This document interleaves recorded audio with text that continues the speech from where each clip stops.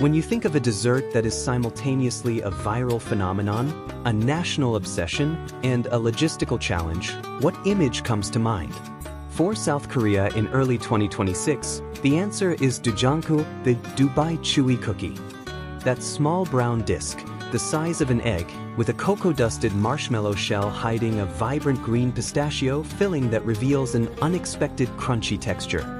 But did you know that this craze didn't come from Dubai, nor is it actually a cookie?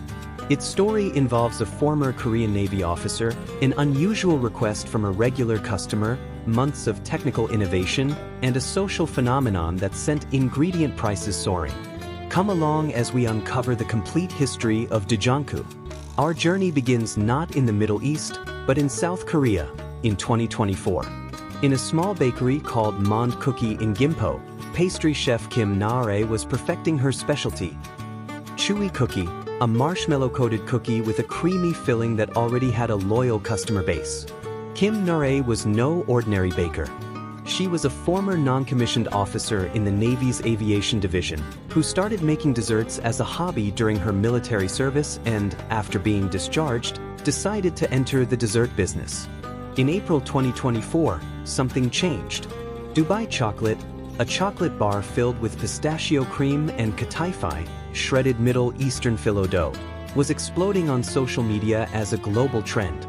A regular customer at JANG Cookie had an idea and made a bold request. How about making this in the Dubai style? Kim Na-rae accepted the challenge. She took her original Chewy Cookie recipe and began experimenting. The goal was to recreate the dual texture of Dubai chocolate, crunchy on the inside, soft on the outside, in a cookie format. It took months of testing to achieve perfection. The secret was in the technical details. For the filling, she used pistachio and kataifi, the shredded phyllo dough that provides the signature crunch.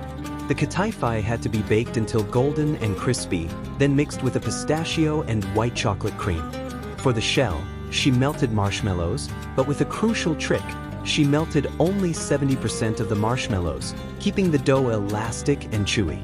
She also used brown rice as a natural desiccant to absorb moisture from the kataifi, ensuring the filling stayed crispy. The result was Dujjonku, a name that combines Dubai with Jeonduk, the Korean word for chewy. The dessert wasn't exactly a cookie in the traditional sense, but a filled sphere, with a chocolate marshmallow shell dusted with cocoa powder and a filling that surprised.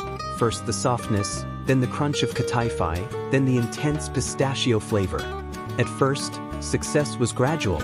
But in September 2024, K-pop star JANG WON-YOUNG from the group IVE posted a photo on social media enjoying the treat.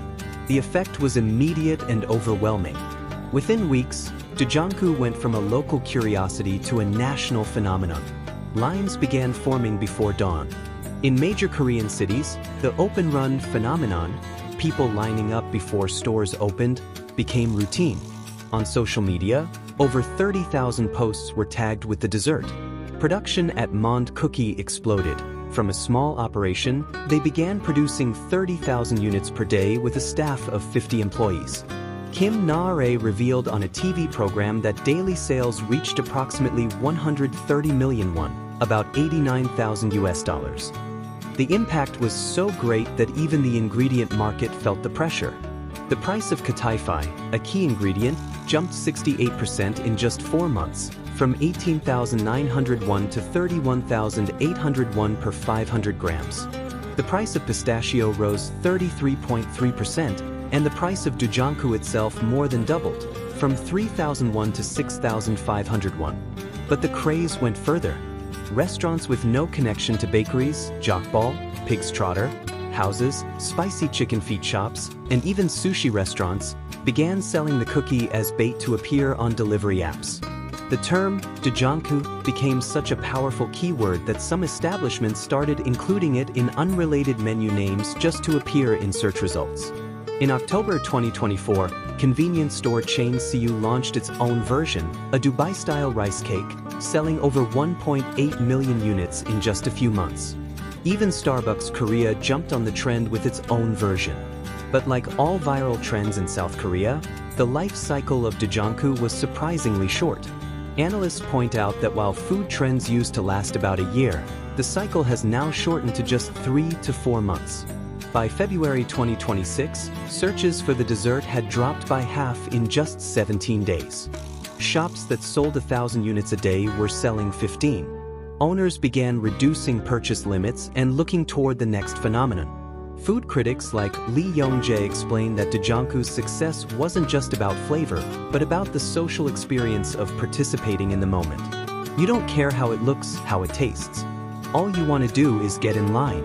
Professor Soo Young-gu of Sukmyung Women's University adds, people are now hyperconnected through social media, and with growing anxiety about the future, many seek small but certain pleasures. Despite the rapid decline, creator Kim Na-rae remains generous. In interviews, she stated she has no intention of monopolizing the name or recipe of Dujjonku. Many bakeries have already created their own versions in their own styles, she said. I think the reason it became so widely loved is that we created the trend together. Today, Dujjonku is more than just a viral dessert. It is a case study in culture, economics, and consumer behavior in the age of social media.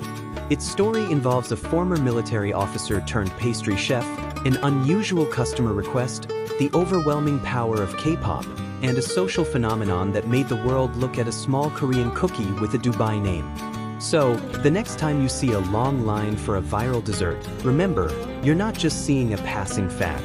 You're witnessing a complex cultural phenomenon involving technique, luck, celebrity, and the human need for belonging.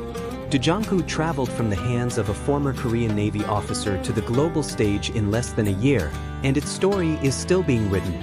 Now I want to know from you, have you tried Dujjonku or any version of Dubai chocolate?